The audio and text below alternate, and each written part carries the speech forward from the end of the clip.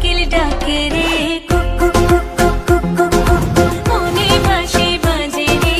এই গানটার কথা কি আপনাদের মনে আছে? বেশ কিছুদিন আগে খুব ট্রেন্ডে ছিল, সবার মুখে মুখে এই গান ছিল, সবার টিকটকে এই গান ছিল, সবাই এই গানটাকে খুব লাভ করলো। তারপর কি হলো?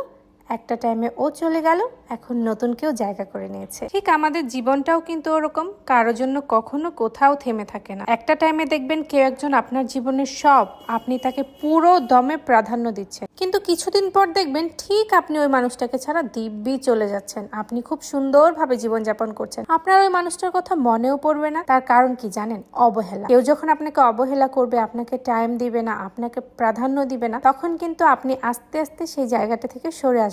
কারণ আমরা কিন্তু মানুষ, আমরা যতই মানুষকে মাথায় তুলে নাচি না কেন, দিন শেষে যখন আমরা দেখি যে না, তার থেকে আমি কষ্ট পাচ্ছি, তখন কিন্তু তার প্রতি আমার ভালোবাসাটা অনেক কমে যায়। এটা কিন্তু স্বাভাবিক। আমি কিন্তু এই অবহেলার সাথে ছোট্টবেলা থেকেই জড়িয়ে আছি, কারণ প্রিয়জন, কাছের মানুষ, আপনজন, বেশিরভাগ মানুষের কাছ থেকেই সারা জীবন পেয়েছি এই অবহেলা। আমার জীবনের সেই কাহিনীগুলো তুলে ধরবো আপনাদের কাছে অন্য একদিন। আসলে কি বলতে গেলে বলতে হয়, বাবার টাকা যদি না থাকে তাহলেই কিন্তু ছোটবেলা থেকে যেই সন্তানরা বড় হয় তারা বুঝতে পারে অবহেলা কি জিনিস। আমরা মানুষরা কিন্তু বড়ই অদ্ভুত, স্রোতের সাথে গা ভাসিয়ে দেই, তারপর স্রোত যেখানে নিয়ে যায়, যেদিকে নিয়ে যায়, যেতেই থাকি।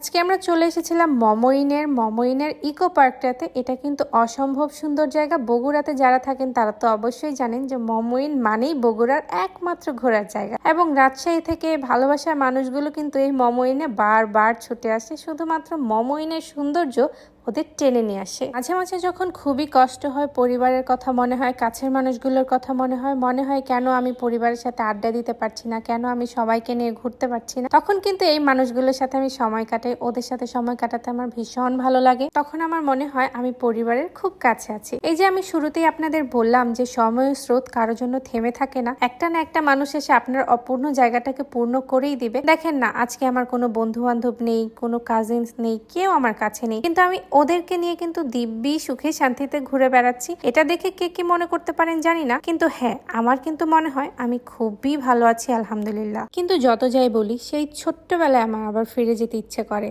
সেই ছোট্টবেলার খেলা, স্কুল থেকে আসার পর পুকুরে নামা, মাঠে ঘাটে বনে বাদারে হই হুল্লোড় করে ঘুরে বেড়ানো, সেই সময়গুলোকে আমি অনেক মিস করি। কিন্তু হারানোর সময় তো আর ফিরে পাওয়া যায় না, তাই এখন আমার যে বন্ধু বান্ধব আছে ওদেরকে নিয়ে আমি অনেক বেশি এনজয় করি। খেলাধুলা, নাচ গান, হই হুল্লোড় যা করতে পারি, সবাই যখন একসাথে হই মন প্রাণ জুড়িয়ে নেই। আমি খেতে ভীষণ ভালোবাসি, আর আমার জামাই আমাকে খাওয়াইতে খুব ভালোবাসে, তাই খাওয়া কিন্তু আমি কখনো মিস দেই না, এটা আপনারা সবাই জানেন। তো খাওয়া দাওয়া শেষে আমরা মমইন আসছি, একটু গোসল করবো না তা তো হয় না। আমরা অনেক মজা করলাম, অনেক কিছু করলাম, কিন্তু এখন আমরা যার যার বাসায় আবার চলে যাব। আবার কবে দেখা হবে জানি না। ভিডিওটা দেখার জন্য ধন্যবাদ, আমাদের জন্য অনেক দোয়া করবেন। আল্লাহ হাফেজ।